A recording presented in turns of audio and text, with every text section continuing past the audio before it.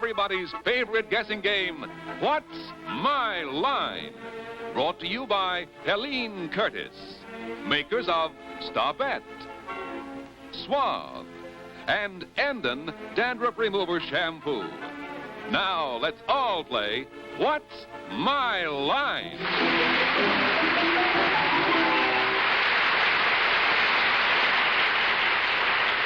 And now let's meet our award-winning What's My Line panel. First, the popular columnist whose voice of Broadway appears in papers from coast to coast, Miss Dorothy Kilgallen.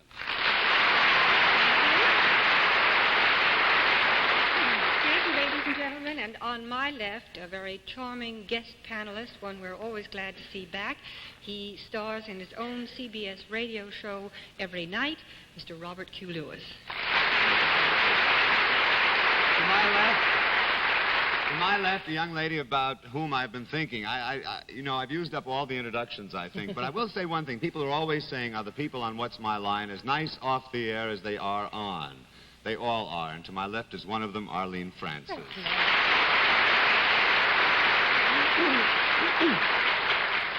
Thank you. And to my left sits the father of Jonathan and Christopher, the husband of Phyllis, and the nicest next-door neighbor a girl ever had, Bennett Cerf.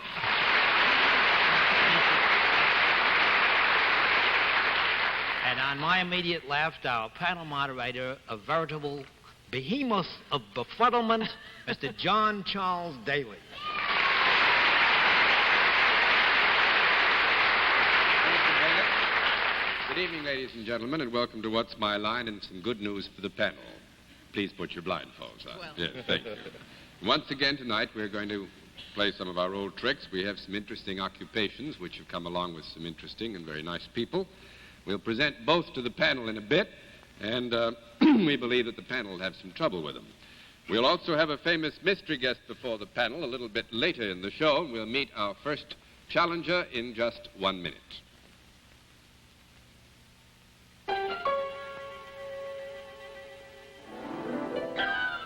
Let this remind you, lest you forget, how clean you feel with new Stopette. Is your present deodorant doing you wrong? New Stopette guards you all day long. Stay cool, refreshed. Why don't you get that clean feeling from new Stopette? The element in Stopette's deodorant ingredient is so safe it's actually used to purify the water you drink. So effective, 1 tiny ounce destroys bacteria in 5,000 gallons of water.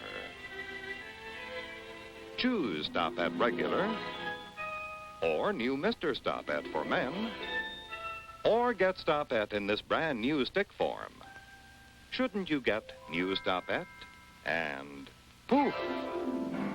There goes perspiration.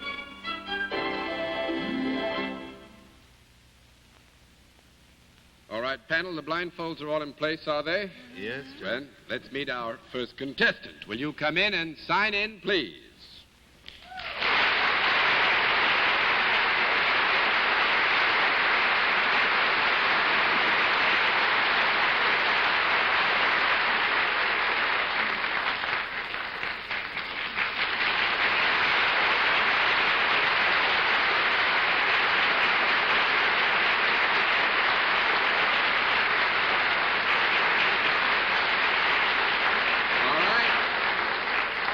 As you know, panel, you have been asked to blindfold yourselves because there's an area of identification here that we feel we must keep away from you. It could be in the signature or in some apparel or appearance, one of those things.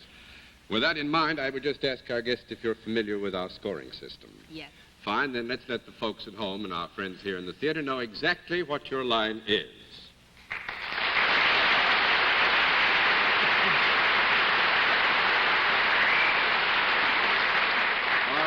Panel, we give you a bit of help. Our guest is salaried, and let's begin the general questioning with Bennett Cerf.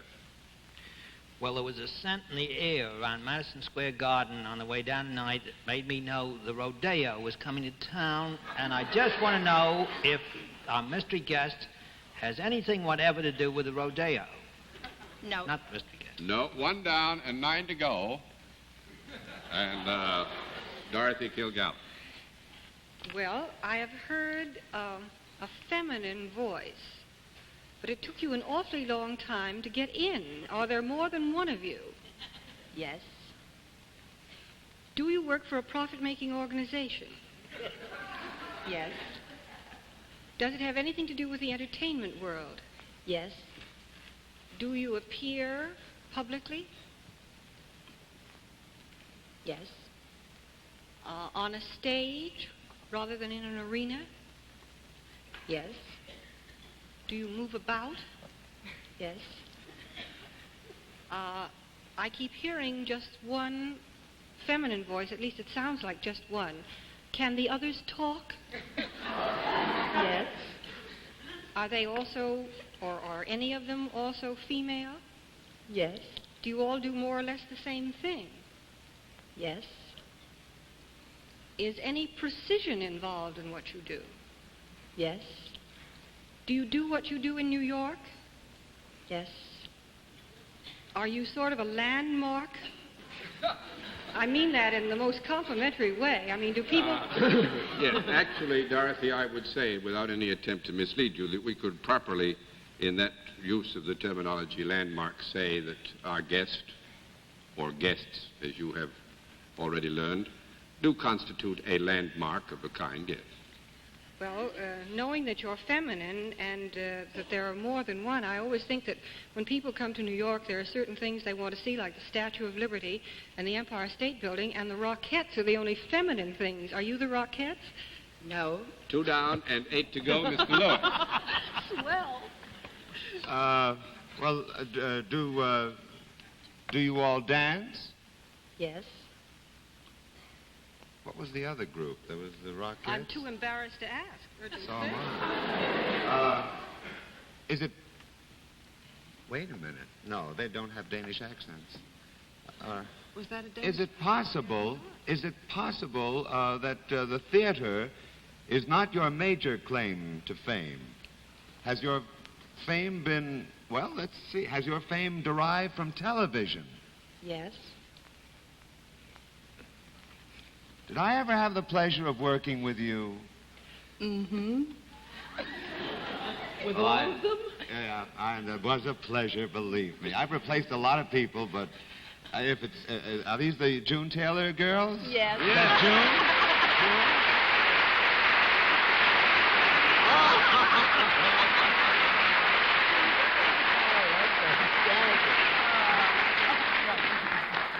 Where's John?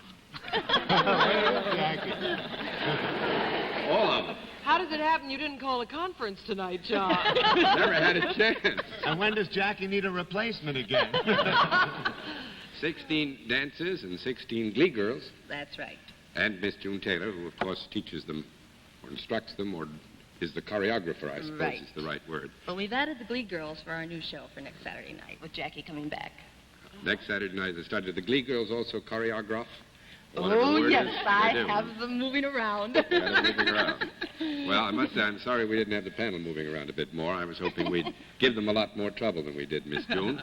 I would ordinarily just owe you a vote of thanks for coming yourself. I don't quite know what to say, considering you brought all this loveliness with you. So for all of us, I'll say thank you very much and much success in this season. Can they dance off? Can you shuffle off to Buffalo? They certainly can. All right, would you do that? Well, thanks very much and lots of success in this Okay, season. kid. Could they dance this way, John? No, I don't think so. No, please. We got to go that way because the cameras are set go up this that way. All right. Okay, fine. kid. Thanks very much. Thank you.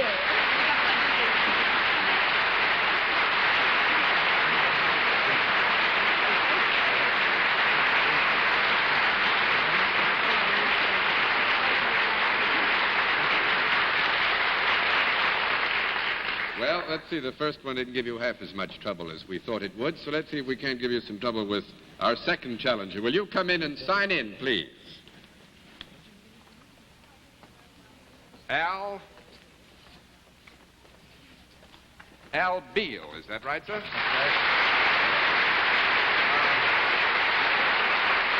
Where are you from, Mr. Beal? College Park, Maryland. Oh, I know that country well. University of Maryland's down there. Very close to it. Yes, actually, there's a Right Honorable Professor Ernstberger down there who helped me with speech. This is the panel over here. And they're really nice people. Don't worry about them. But don't get close to them. You come with me. Will you? And sitting here, do you know how we score this operation? I'll get it back to 0 again. Every time you give them a no answer, you know, that's a flip of the card and 10 flips, and you've won the game. All right? Good. Then let's let the folks at home, those here with us in the theater, know exactly what your line is.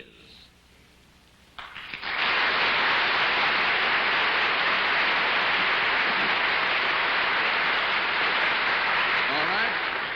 Panel, Mr. Beale is salaried. And, Miss Dorothy, you did so well at the beginning, so you pick it up again. You start off. Thanks a heap, John. Mr. Beale, is your work more intellectual than physical? Yes.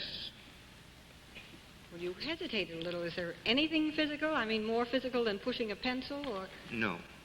Small conference. I think, Dorothy, we have to give you a no. I'll explain afterwards. There is nothing more substantially physical than pushing a pencil. That's 1 down and 9 to go, Mr. Lewis. Mr. Beale, you work for a profit-making organization, I assume. Yes. Is there a product involved in your work? No. That's 2 down and 8 to go, Miss Francis. Do you deal both with men and women, Mr. Beale? Yes. Are they, do you only deal with adults? Yes. Do they come to you for your services? Yes.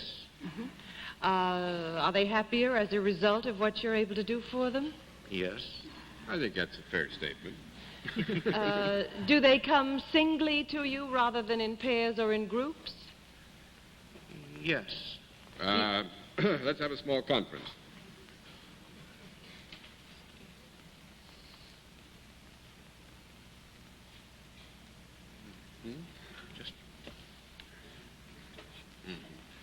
I think actually you'd help us a lot, Miss Arlene. When you say do they come singly, are you speaking of individuals? Yes, I didn't mean, yes. Oh, you were. You're speaking of individuals, one person coming at a time. That will make it 3 down Oh, you're and 7 mean. to go. Mr. Sir. Mr. Beale, your name rings a bell to me. Oh, now, Bennett, let's not pun this No, off. I didn't. I wasn't Mr. Bealing. Upon my word, Mr. Sir, really. I'm going off in a direction. I may be entirely wrong, but I feel I've read something about you. Would you have anything to do with a current international crisis? Yes. Then I have read about you. If I remember correctly, you're one of the pilots of the Suez Canal. Right!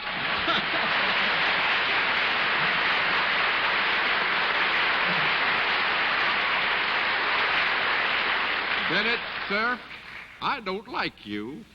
I just read the New York Times. I know you must have. We were hoping that the name wouldn't hit any bells it did with you, yes? John, I think in this case, it should have been called What's My Unfortunately Former Line. No, you see, you're wrong, because Mr. Beale is still working for the Suez Canal Company and will for the next 3 years, as a matter of fact. John, could we depart from our program for just a minute? I'd like to hear firsthand from Mr. Beale, and I think everybody watching this program would like to hear what he thinks about. Do you think the Egyptians will be able to pilot their own boats through that canal?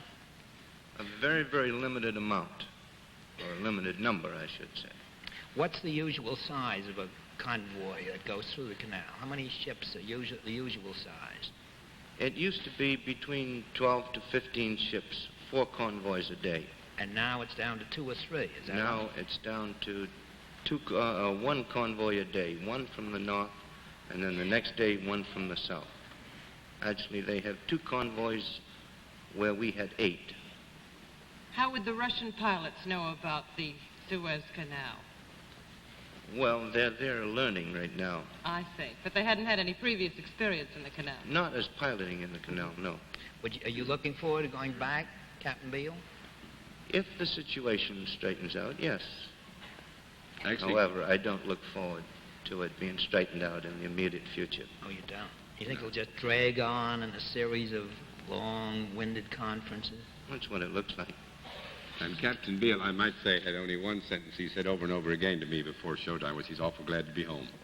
Glad he got it. Captain, we'll flip all these just pro forma, because it was so nice to have you with us, and I'm sorry we didn't pick up. Good to have you with us.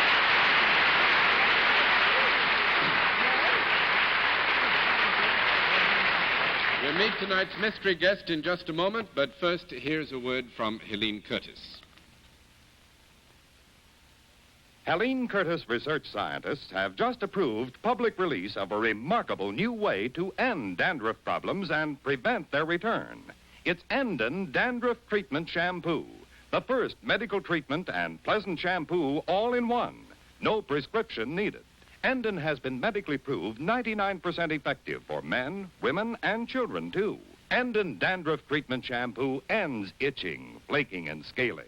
Its rich medicated lather dissolves and floats away dandruff. When used instead of your regular shampoo, it actually ends dandruff problems for good and prevents their return. Enden Dandruff Treatment Shampoo works on mild dandruff problems as well as seborrheic dermatitis. To end your dandruff problems and prevent future trouble, make Enden your regular shampoo. Guaranteed by Helene Curtis, foremost name in hair beauty. Enden Dandruff Treatment Shampoo. Enden is the unique dandruff treatment with 3 important benefits. Enden's medication stops bacteria growth. Enden's medication helps heal scalp irritations. Enden's medication ends dandruff problems. And this is why Enden not only treats present problems, but prevents further and future infections. Switch to Enden tomorrow. It's the medically proven way to end dandruff problems and prevent their return. Enden Dandruff Treatment Shampoo. And now we come to the special feature of our program, the appearance of our mystery celebrity, for which I have to ask my friends on the panel to blindfold themselves again. Blindfolds all in place, panel? Yes, sir. Yep. Good. Will you come in, mystery challenger, and sign in, please?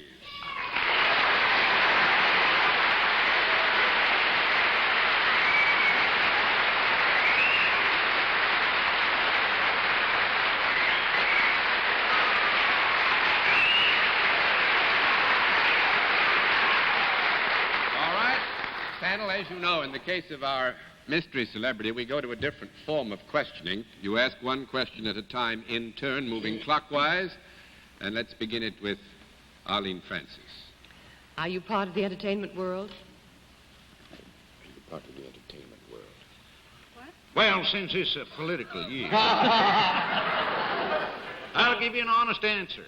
Yes and no. And I'll straighten it out a bit. Yes, Mr. Sir. Would you be primarily known as a motion picture star? Yes, sir. Miss Kilgallen? Well, since you're sounding like a comedian, are you really a straightaway leading man?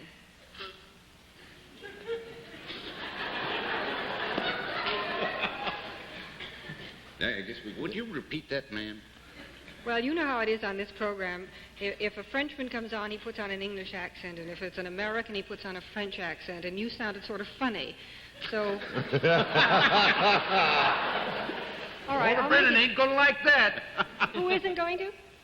Walter Brennan ain't going to like that. Oh, all right. I'll ask it the other way then, more directly. Are you a comedian? No, ma'am. What? That's what I meant. Mr. Lewis. You mean, sir, you're a leading man? I reckon. Is that your question, Mr. Lewis? Well, no. All right, this time we'll let it stand. You have another question. You're a leading man in motion pictures. Are you in New York to publicize the opening of some forthcoming triumph? Yes, sir. Miss Francis. Well, did you tell me about it on my own program last week? And is your name Legion? William Holden? William Holden is right.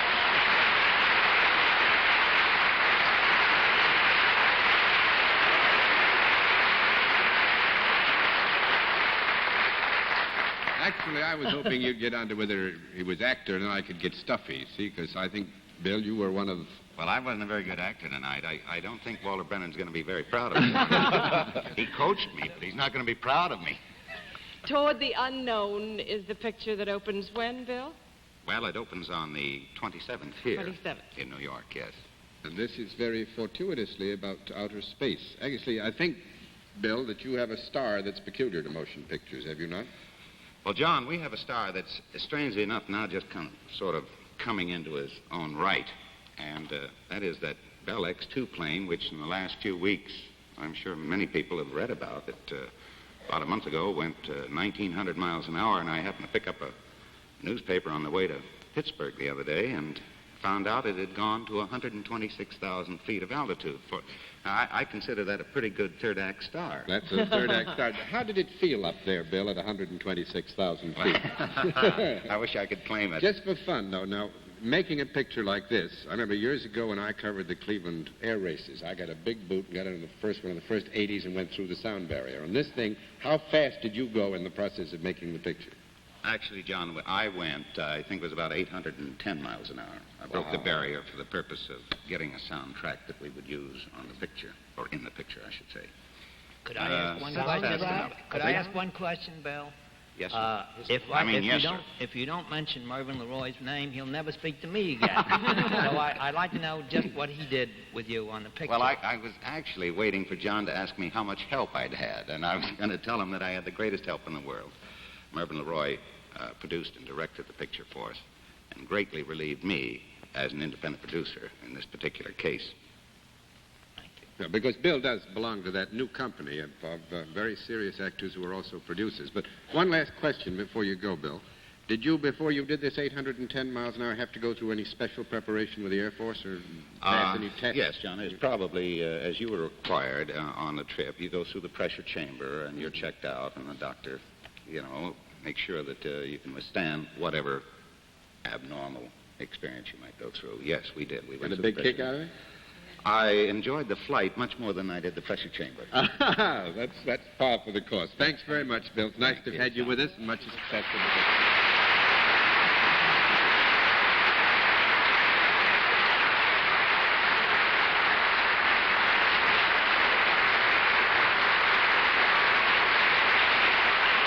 Well, now, we haven't had too much success with stumping the panel. Perhaps we can do it now. Let's have another challenger. Will you come in and sign in, please, sir?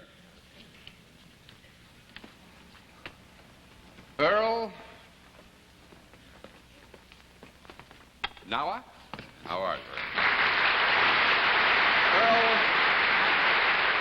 Earl Nauer, spelled K-N-A-U-E-R. Where are you from? Willow Grove, now Davisville. Davisville, what? Pennsylvania. Pennsylvania. Fine. There's the panel. Don't pay any attention. Just come along with me now. And do you know how we score things, Earl? Yes. Okay, fine. Let's let everybody at home, those here with us, know exactly what your line is.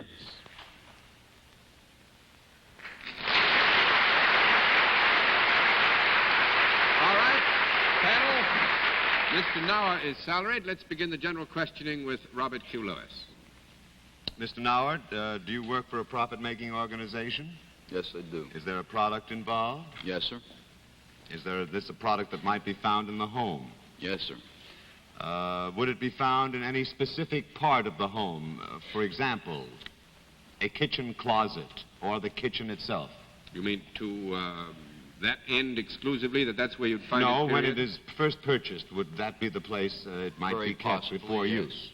After purchase, then, might it find its destination on the dining room table? No. One down and 9 to go, Miss Francis. Is it a useful object? Very useful. Can you hold it in your hand? Yes, you could. Uh-huh. Does it have any moving parts? No. No, it doesn't have a moving part, does it? No. No, not a moving part. That's 2 down and 8 to go, Mr. Sir. Mr. Nauer, it's very nice spending a half an hour with you. No. Is this product that you are associated with used for any kind of cleansing purpose? No. No. 3 down and 7 to go, Miss Kilgallen. Could this be used on anything other than human beings? Yes. Yes, it could. Yeah. Would it be likely that it would be? Not just could. Yes. I mean, you wouldn't be silly if you used it on something else. No. Now, if I ask the other question, I'll get the no. If I ask, would it be used on human beings ever? You want to ask the question, would it be used on Yes, I do. No. No. That's too bad. That makes it 4 down and 6 to go, Mr. Lewis. Would it be would be used by human beings in association with some of their animal friends? Is that correct? I beg your pardon? Some- Where did Would be used- where did he come from? What was his name? Animal friends. You know him. Animal friends. Oh, yes, of course. Is there a question about animal friends? I'm not sure. Now, we know this is something we can't eat, and we don't have it on the dining room table. The housewife would purchase this product. That's right. She would use it herself in conjunction with something that was not human. That's right. That's a fair answer. Animal friends. No conference, please. Thank you. With the animal friends, would it be safe to assume that the animal friends would be very, very happy, or not the animal friends, the beings on which it was used, would be terribly happy that the house... Wait a minute, not animal friends. Are you asking a question? I know, wait a minute. Would this be used on anything that would have to do with the seasons?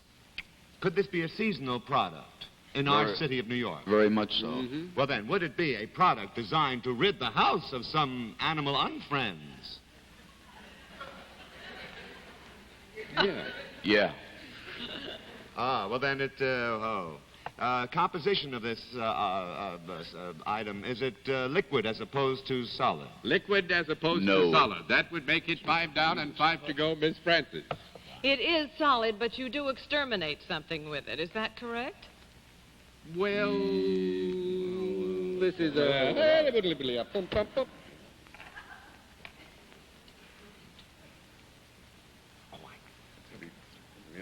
I think because you chose to use the verb exterminate, we'll give you no. That's 6 down and 4 to go, Mr. Sir. There's a rumor coming down from the neighborhood of Robert Q. Lewis in a stage whisper that it's something like mothballs. Could it possibly be that? That is what it is. It's mothballs. Yeah, but I'm sorry we haven't got time to find out what it is that Mr. Nauer has to do with mothballs, so we'll flip the rest of the cards. See what? He doesn't make them round. He just makes them.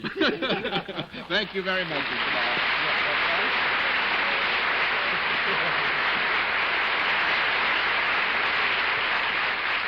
Actually, Arlene, I would explain. We had a very quick conference and decided that they don't really exterminate them. They repel them more than anything else, I guess. They do clean things a little bit. Well, not necessarily. No, not really, old boy. You discuss this with Phyllis after the show, Bennett, and you'll get it straightened out. Before our panel says good night, here is a word from next week's sponsor. This man has a hidden beard. This man, he has a hidden beard, too. And do you know that you yourself have a hidden beard? Every man in America has one. But next week, we'll show you how you can escape the menace of your hidden beard. Be sure to watch What's My Line next week for the answer to the problem of the hidden beard. You know, we've been on so long, 5 years plus a good deal, that it's a little bit novel to find out that we have 6 years plus, pardon me, that it's a little bit novel to find out that we have new stations joining our lineup. So it's kind of fun to say welcome to WSPA TV in Spartanburg, South Carolina. It's nice to have a new station when you've been around that long. And so until next week, with a new station under our belts, this is John Daly saying good night, Miss Kilgallen. Good night, Mr. Daly. Good night, new station. And good night, Bob. Good night, Dorothy, and good night, Arlene. Good night, Bob. And don't try to clean the house with mothballs, will you, Bennett? Well, I've been throwing them all day. I haven't hit a moth. Good night, John. Good night, ladies and gentlemen. Thanks for being with us on What's My Line? Travel arrangements on What's My Line are made through American Airlines. American Airlines flies our contestants in luxurious comfort aboard DC-7 flagships. This has been a Mark Goodson, Bill Todman production in association with the CBS Television Network.